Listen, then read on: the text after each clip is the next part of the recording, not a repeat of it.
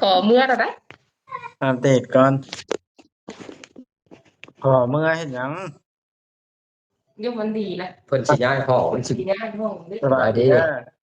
ฮะถูกมันสิย้ายห้อง สิเมื่อแล้วบ่แม่นว่านั้นเพิ่นถามว่าสิอยากกลับบ้านไหมเพิ่นถามนะ โอ้ ว่ามันก็อยากเมื่อแล้วบ้านมันเองให้อยากเมื่อแต่บ่ชื่นมื้อนึงแล้ว แล้วเพิ่นว่าจังไดสุดพี่น้องไอ้ล่าสุดตอนนี้ อาการน้องวิวพี่น้องไอ้ลูกช่างเวียงก็ถือว่าเป็นข่าวดีพี่น้องไอ้ข่าวดีที่สุดข่าวดีอะไรพี่น้องไอ้ก็คือน้องตอนนี้เพิ่นจะย้ายห้องออกจากออกซิเจนแล้วพี่น้องเพิ่นสิย้ายห้องแล้วแล้วก็ท่านหมอใหญ่ท่านหมอไปถามเพิ่นว่าอยากกลับบ้านไหมแล้วก็ถือว่าได้ยินแบบนี้แล้วก็โล่งพี่น้องหัวใจก็ได้คือสิได้ไปสู่งานอยู่ดอกบาดในบาวัดคือสิได้ไปหาถ่ายคลิปเป็นปกติแล้วบาดเนาะน้องวิวนี่ถือว่าสิได้กลับบ้านหรือว่าบ่ได้กลับก็ต้องเบิ่งลุ้นอย่าลืมกดติดตามเพื่อเป็นกำลังใจให้ผมด้วยนะครับทุกคนขอบคุณมากๆครับเอาพี่น้องเปิดภาพขึ้นมานี่ก็เป็นวันจันทร์แล้วเด้อพี่น้องเด้อเนาะเอาก่อนอื่นต้องขอกราบทักทาย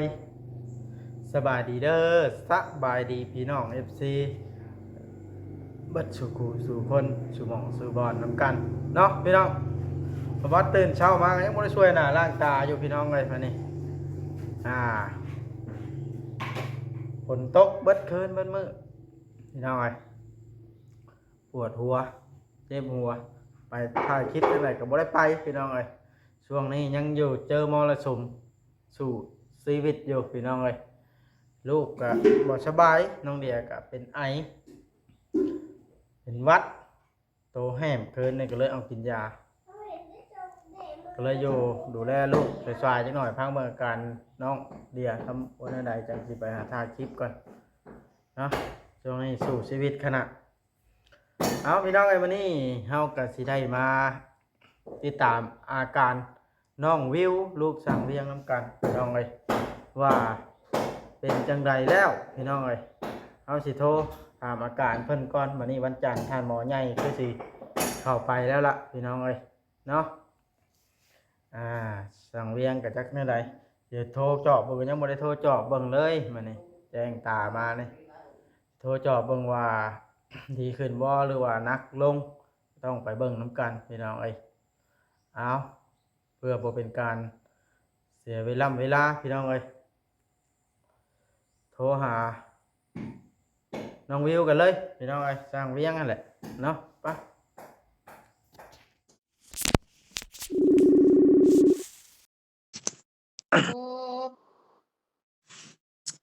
ฮัลโหล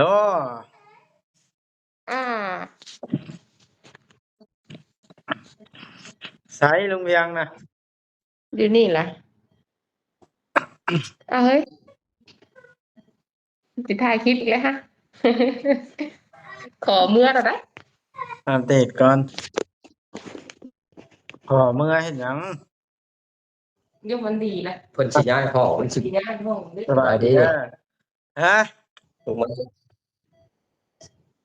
สิย้ายห้องสิเมื่อแล้วบ่แม่นว่านั้นเพิ่นถามว่าสิอยากกลับบ้านไหมเพิ่นถามนะ โอ้ ว่ามันก็อยากเมื่อแล้วบ้านมันเองให้อยากเมื่อแต่บ่ชื่นมื้อนึงแล้ว แล้วเพิ่นว่าจังไดนะเพิ่งเพิ่นแล่นเอกสารแล้วก็เพิ่นปลดออกซิแล้วก็เพิ่นประมวลผลอยู่ว่าสิได้เมื่อหรือบ่ โอ้บ่พาวกลับลุงเวียงย้ายห้องนอนอีกก่อนแนวใดก็ได้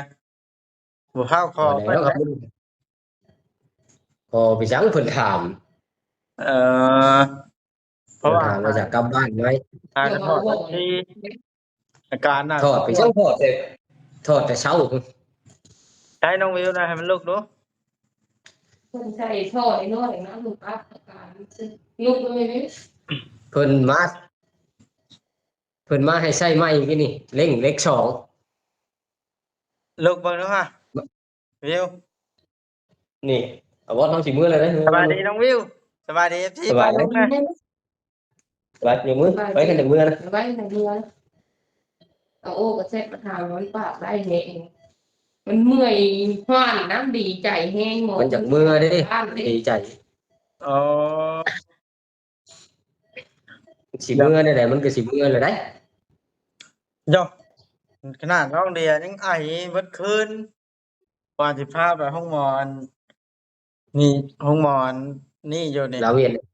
มันเป็นวัดฝนตกคุมื้อ อ้าวก็แนวมันแล้วบ่แม่นว่า เมื่อกี้มันบ่ได้สู่ไอนะ บ่แม่นว่าสิออกห้องหมอก็หายก็ไปเมื่อรักษาเพิ่มเติมแล้วเฮ้ย อืมอาการไข้แห้งจนสิได้ออกแล้วบ่เดี๋ยวนี้วิว เดี๋ยว ตรงแม่ความจ้อยนะ มันจากมือแห้งได้มันนะมันได้จากมือแห้งนะ เนื่องจากเมื่อก็จำเป็นแล้ว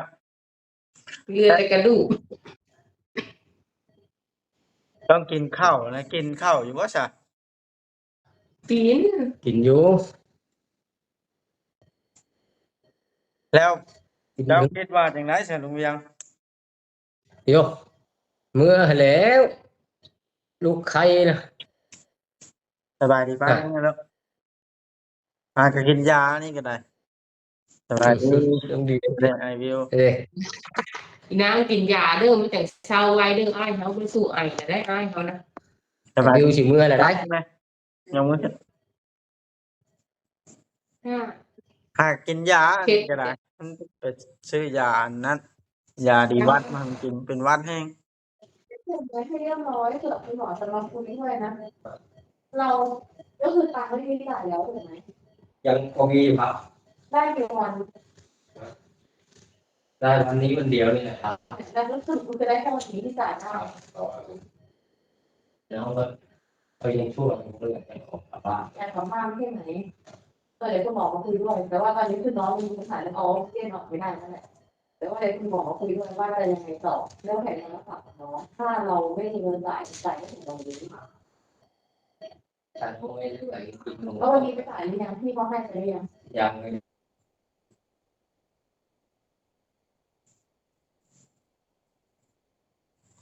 ว้าวสัญญาณบ่ค่อยมี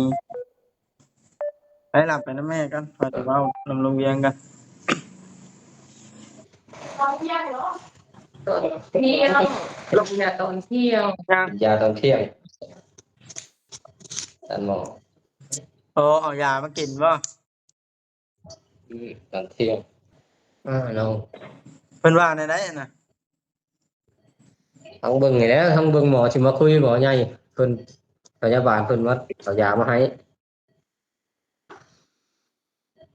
ถ้าเบิ่งอาการหากได้มาแล้วมันเอาไปบ่ได้ง่ายปานใดนำถุงนำทางคันน้องออกจากออกซิเจนน่ะ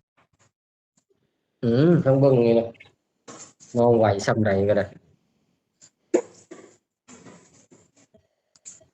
เวลา ก็บ่ไหวก็บ่อื่นไปแล้วจากมือเนาะพี่พี่ต้อง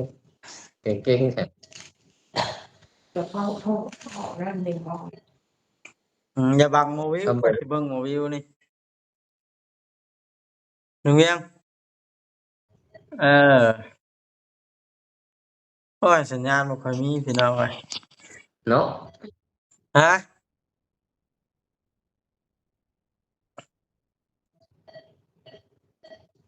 คนยังใช้อันออกซิเจนอยู่ยังสิพามา ใกล้พ่อน้อย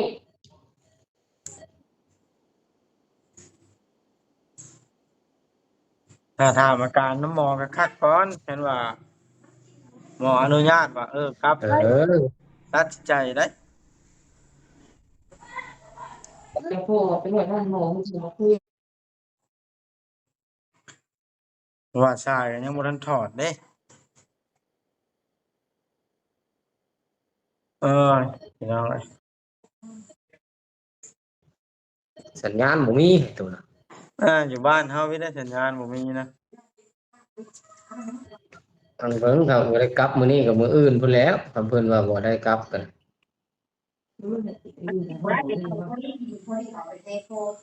อ๋อ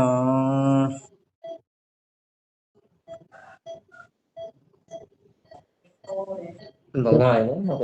กินข้าวแล้วใช่ไหมเนี่ย แบบกินข้าวต้ม2-3คำแต่มันสิบ่จ่อยวะ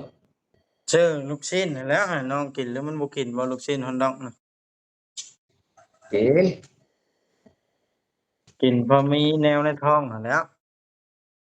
กินเทื่อลูก2ลูกนั่นแหละกินก็ได้มาละกินขนะนมเอลซี มาละคันสมมุติเพิ่นอนุญาตมาแล้วไป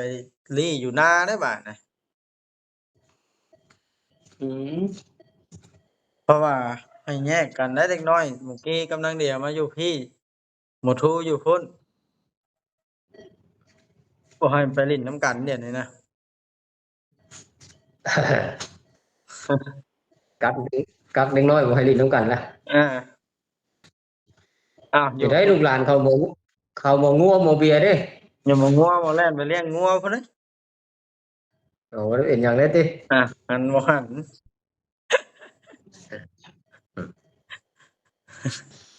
สบายแล้ว คันท่านหมอตกลงว่าคันว่าเพิ่นถามเนาะว่าอยากกลับแม่มากไหมก็แต่อาการน้องยังบ่ไข้ได้นะครับก็บ่กลับเนาะอ้าวสัญญาณบ่มีอีกแล้ว เพิ่นว่า ฮะ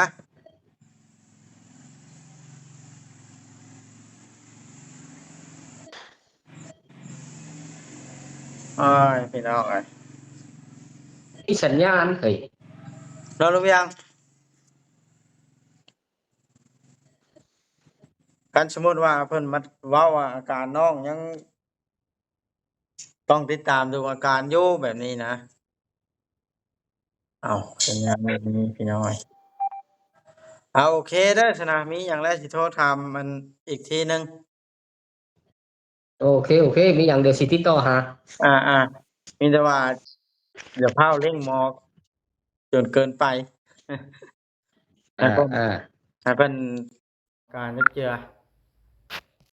พี่น้องเราได้คุยกับน้องวิวหรือว่า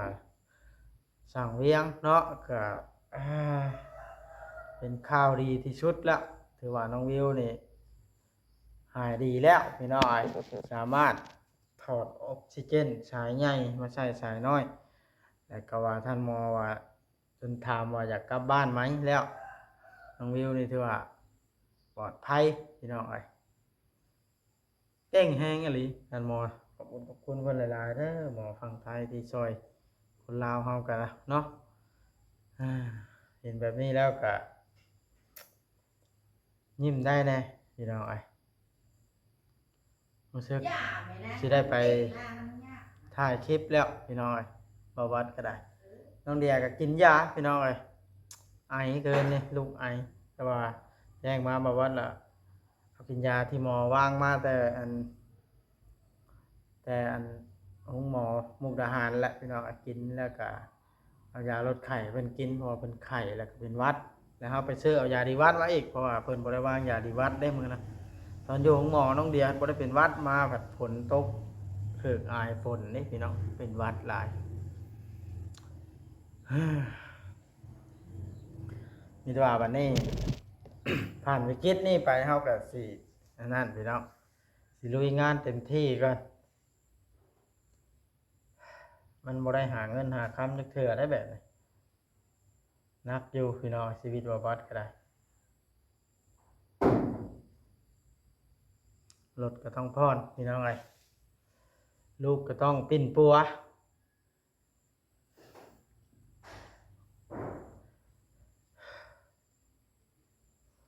ซื้ออยู่ซื้อกินน้ำพี่น้องใช้ชีวิตปู้กว่าฮัตตีซึกขู่มือนี่หัวหยุ่งหัวหยองก็ยังบ่มีเวลาไปใช้เจ้าพ่อผู้เป็นแพทย์เป็นหมอก็ตายป้าละพี่น้องเอ้ยสั้นกับบ่ยะปานนี้ดอกชีวิตก็ได้พ่อก็เสียไปบางเดือน11 12ฮะปีนี้แล้วก็น้องเด้งอีก แล้วก็มาพากันเจ็บโชว์เบิดไอ้น้องอีกลูกเบาลีกก็ไอไข้ลูกบ่วัดก็ไอไข้ลูกสังเวียงอาการหนักกว่าหมู่เพิ่นได้ไปนอนอยู่พุ่นทุกคนต้องสู้พี่น้องเอ้ยสู้บ่วัดก็สู้จนสิบกว่าเบิดลมหายใจจังสิย่าสู้ขึ้นมาแล้วมันน่าสงสารตัวเองเนาะพี่น้องเอาบ่เป็นหยังพี่น้องเอ้ยคุมื้อในภัยก็เจอปัญหาหลายคนเนาะบ่แม่นเท่าแต่เฮาเห็นหลายคนอยู่โพสต์เจอปัญหาบ่จิตก็เจอปัญหาบ่เตียงก็เจอปัญหาแต่ว่าเจอปัญหาเพิ่นก็ยังอยู่ดีมีแฮงทางนั้นเพิ่นก็ดีใจนำเพิ่นเฮานี่เจอปัญหาเกี่ยวกับเจ็บกับโซโอ้เนาะภัยก็พอภัยพอมันพี่น้องเอ้ยมีแต่ว่าทุกคนต้องสู้เนาะเอาโอเคเด้อพี่น้องคลิปนี้ก็สิได้ขอจบคลิปลงซ้ำนี้ก่อนดีใจแล้วได้ข่าวน้องวิวเป็นแบบนี้เนาะบ๊ายบายฝากเป็นกำลังใจที่ตามเบิ่งอีกเนี่ยเด้อพี่น้องที่ตามเบิ่งนำกันว่าสิได้กลับบ้านหรือบ่หรือว่าจังใดเดี๋ยวตอนแรงตอนเว้น